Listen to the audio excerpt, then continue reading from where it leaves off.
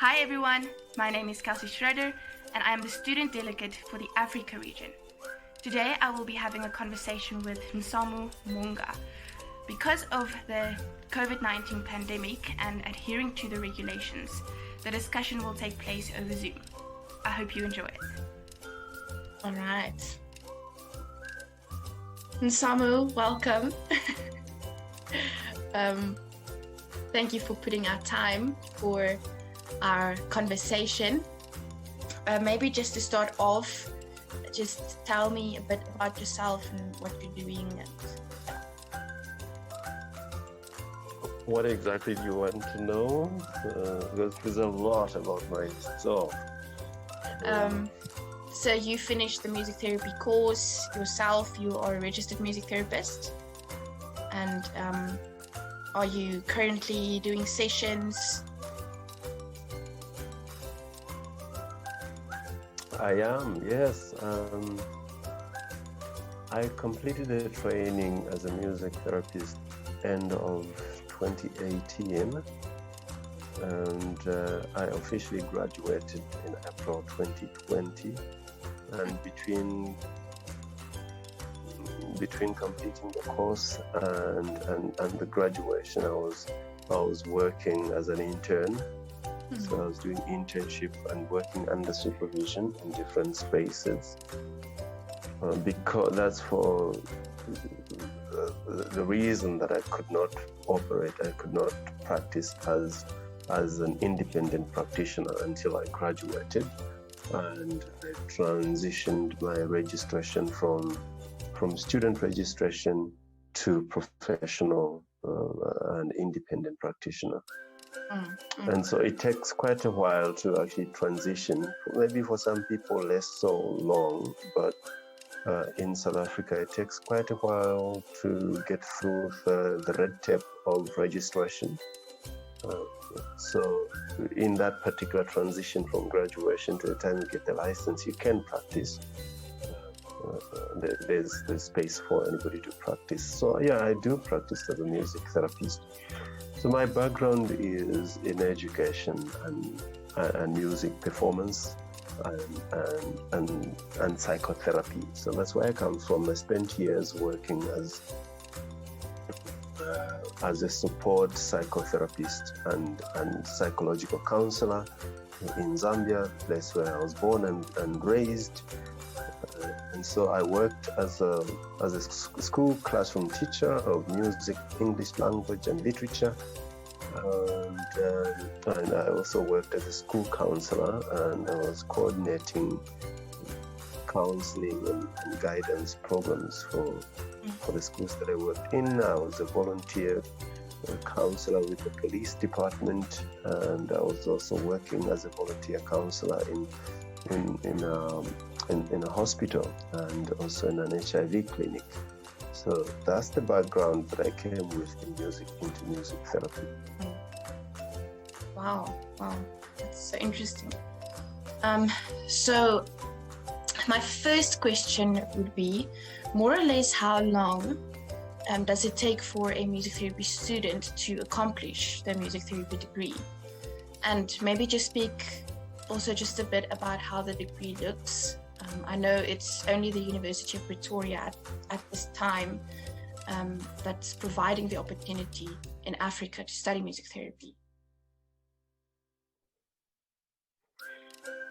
I think we need to background the answer by saying that the degree we are referring to here is the master's degree.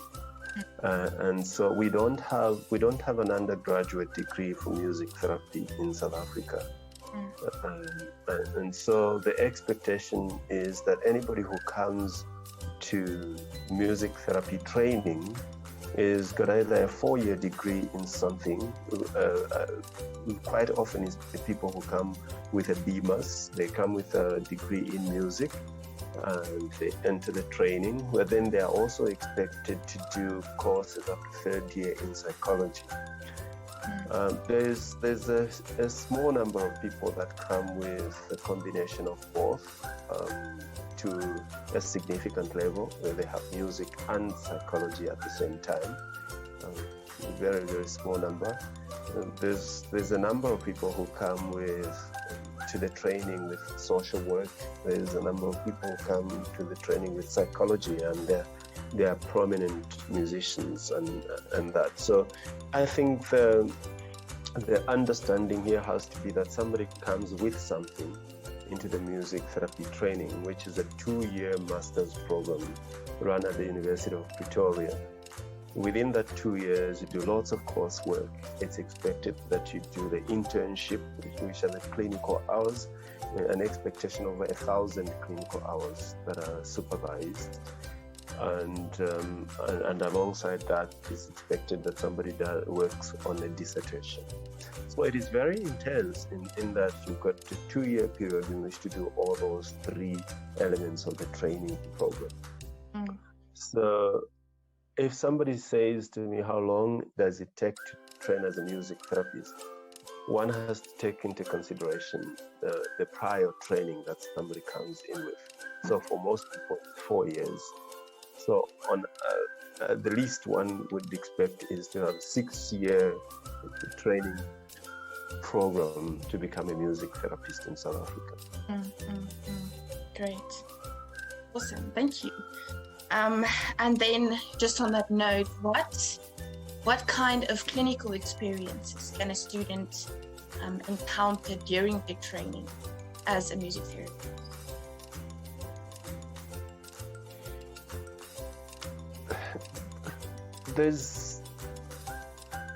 There's a diverse range of placements. And now I'm going to say to divide the experiences into 2. So there's the clinical experience that comes with placement, where the student is expected to have experience of multiple kinds of client groups, and they range from mental health institutions like mental health psychiatric hospitals to children with special needs, and it also ranges from working with children with global developmental delays to adults who may be living with dementia or some kind of dementia or other, usually people living in assisted home facilities.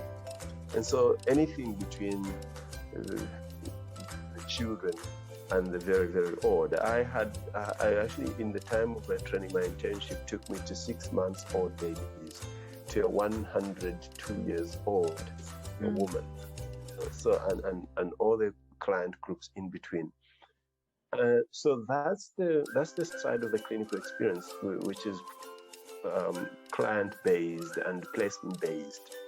So within the course of the 2 years specialized training, one has a chance to work in four distinct client groups, and they vary from period to period, intake to intake. And I know that in your time, that was disrupted by COVID-19 and the lockdowns that followed, and that plan had to change somehow, because you were supposed to have actually done the full internship program, which was a step further from what we did ourselves. So that changes a bit. Now that's the one side of the clinical experience. The other side of the clinical experience is the work, the inner work that happens in the student. Because it's not just the work out there; it's the inner work that also happens in the student. And so the student has to negotiate the labor of working in these spaces and negotiating the learnings that happen, and a lot of them can be quite disturbing. And so there's the holding space for oneself, and also being held in space and in community by the community of learners, which is the student group, and the community of trainers. So there is that. So it is, even though sometimes people don't think about inner work and personal development as a clinical experience, it is a significant part of the clinical experience, because you're learning to be a therapist for others. When one has to be able to hold space for themselves to start with, and the complexities that all that entails. Mm-hmm. So just meeting a client is not a neutral experience. Meeting a client is an evocative experience that brings the two individuals into some form of experience of meeting each other. And so the clinical experience is not the student or the trainee therapist offering something to the client. It's rather a real interaction in the moment for both. Oh. That's good.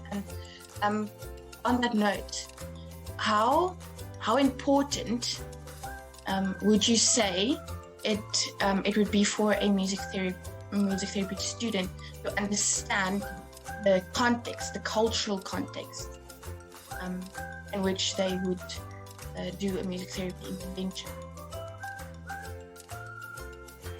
And again, I would like to bring a bit more nuance to culture, because culture is always evolving, it's always changing. And by cultural context, I hope we're actually meaning the tapestry that is within a particular environment that allows for the whatever narratives that are dominant in a particular space. And I think that's crucial in any space. It's not just for the therapist to understand the cultural context, but the therapist needs to understand how that particular community sees itself, the stories it tells about itself. And primarily for me is to understand the folklore of the community, because that's very sacred. People don't allow you into their folklore until they feel that you have enough skill and tact to hold their folklore as sacred in the same way that they do. And so sometimes when I think that I do understand the cultural context of the community, and yet I still do not understand their folklore, it's pseudo understanding. And so the task of a therapist is to win the confidence of the community, so that they let you in, they allow you.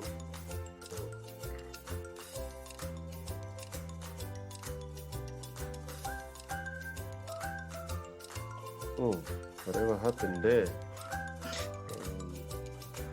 My phone just went off. It told me that I've had enough time on my screen. It's okay. I can hear you still.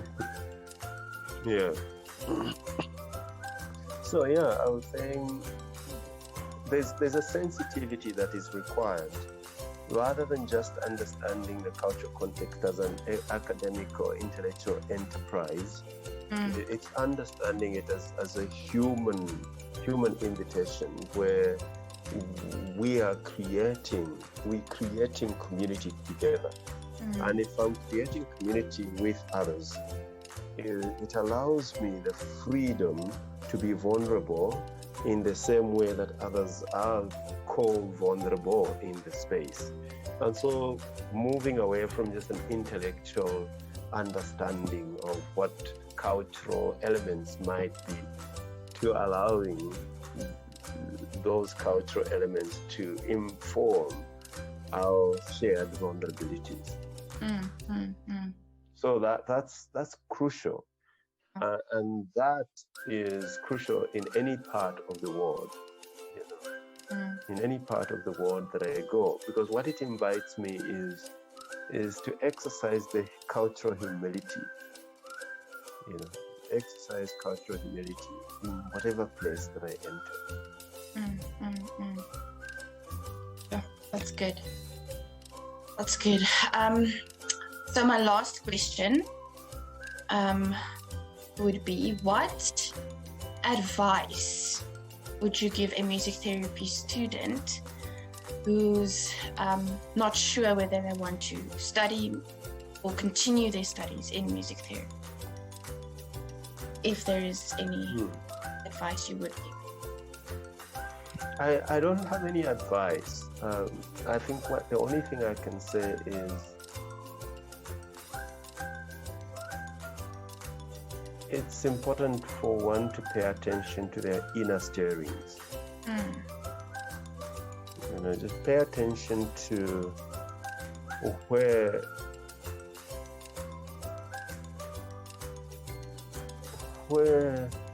the aliveness of your spirit and heart is. For me, that's more important than whatever one decides to do, because that informs the aliveness of the spirit. If a particular form of training or career path or whatever you call it stifles that aliveness spirit, then it's not meant for you.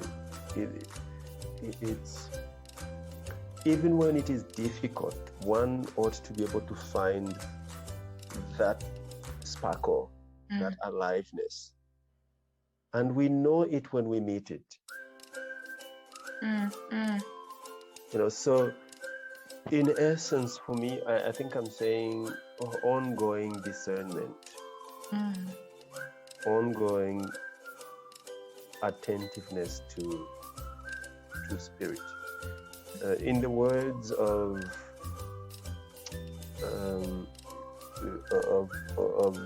James, what's his name again? He says we are all born cold, and I think that's important. We are all born cold. We are cold already. Ours is to pay attention to the sensibilities that point to certain directions.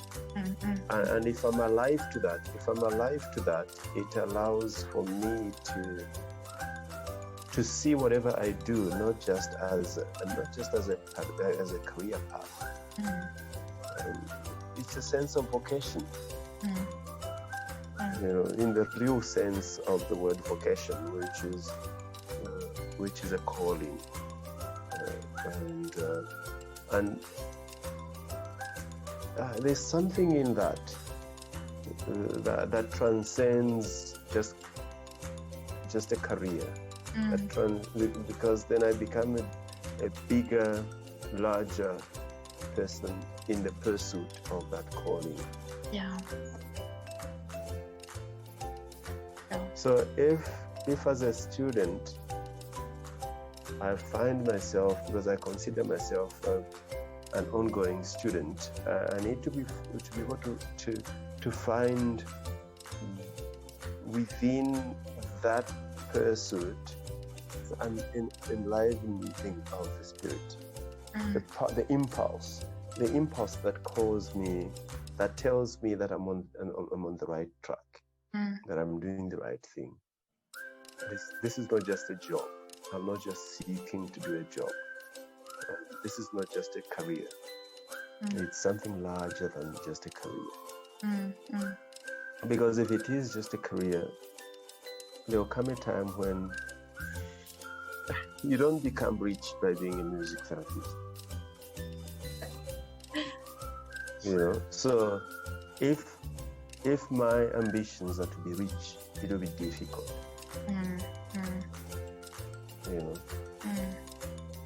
I'm yet to meet a rich music therapist who is rich because they're music therapists.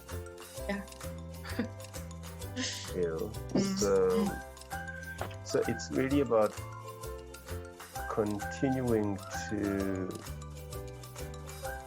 stay close to what it is about music therapy that is inviting me.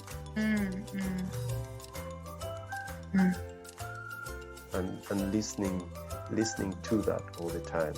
So this ongoing discernment. Ongoing discernment. Yeah. Thank you so much, Nsambu. Thank you for your wisdom. And thank you for taking the time to answer a few questions. And then we will speak soon. Good. Thank you.